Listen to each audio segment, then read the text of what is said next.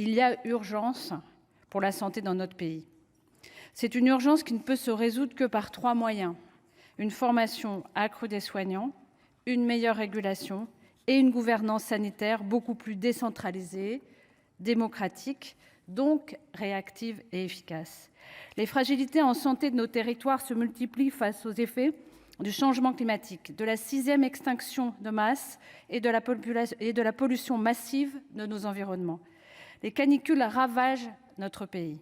En 2022, la France enregistrait un excès de mortalité dû aux canicules de plus de 2 800 personnes, plus qu'en 2003.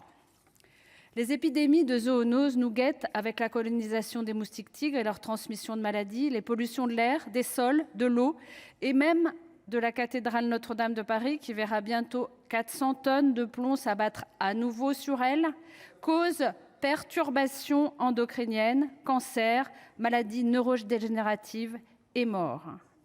Soyons lucides. Nous ne sommes pas préparés pour affronter un monde à 50 degrés. Soyons lucides encore. La démocratie en santé, cruciale pour affronter les épidémies, ne guide toujours pas les politiques gouvernementales, comme l'ont tragiquement rappelé le Covid-19 et la variole simienne. Trop de personnes sont encore exclues des décisions prises concernant leur propre santé. Des plus précaires aux jeunes migrants isolés, en passant par les personnes dépendantes aux drogues, les travailleuses et les travailleurs du sexe, tous ceux et celles dont on détourne si facilement les yeux. Cela fait plus de 40 ans que le VIH/Sida sévit et les pouvoirs publics n'ont toujours pas pris conscience des leçons de cette maladie qui a décimé et décime encore les plus discriminés d'entre nous. Malgré l'immense engagement des associations de lutte contre le sida pour obliger l'État à une prise de conscience, nous ne sommes toujours pas préparés à affronter les prochaines épidémies.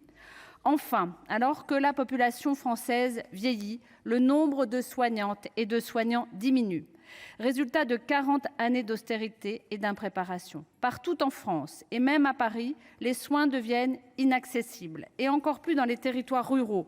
Et pour les plus précaires, pour qui seul le recours à des professionnels conventionnés en secteur 1 est une option. 52 jours en moyenne pour obtenir un rendez-vous d'ophtalmologie, 61 pour la dermatologie. Plus d'un quart des médecins généralistes a plus de 60 ans.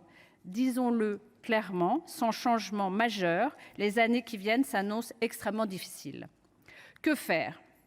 Nous manquons d'une politique écologiste de santé qui construise des solutions depuis les territoires, qui prennent en compte des déterminants environnementaux de la santé, les facteurs non humains, qui fabriquent la santé en démocratie avec toutes et tous, notamment avec et pour les plus exclus. Nous manquons de réflexion profonde sur notre système de santé et son financement. Nous manquons d'une politique ambitieuse de santé environnementale et de prévention, de santé communautaire, de réduction des risques. Nous manquons d'un effort national et massif pour revaloriser les métiers du soin, pour prévenir les effets de transformation planétaire et lutter contre les lobbies écocidaires, pour faire en sorte que notre système public de santé tienne le choc. Mes chers collègues, le texte que nous examinons aujourd'hui n'est pas à la hauteur de l'urgence, malgré ses qualités initiales. En se bornant à l'organisation des professionnels de santé, il manque son rendez-vous avec la lutte contre la désertification médicale et les besoins de nos territoires.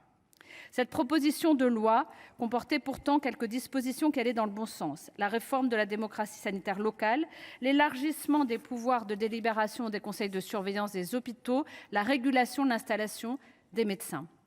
Au fil du circuit législatif, trop de ces dispositions ont été amoindries. Aujourd'hui, il nous faut trouver ensemble la manière de transformer ce texte pour qu'il permette de véritablement améliorer l'accès aux soins. C'est évidemment possible, mais quittons, je l'espère, nous allons y arriver, les postures partisanes pour changer la vie de nos concitoyennes et de nos concitoyens.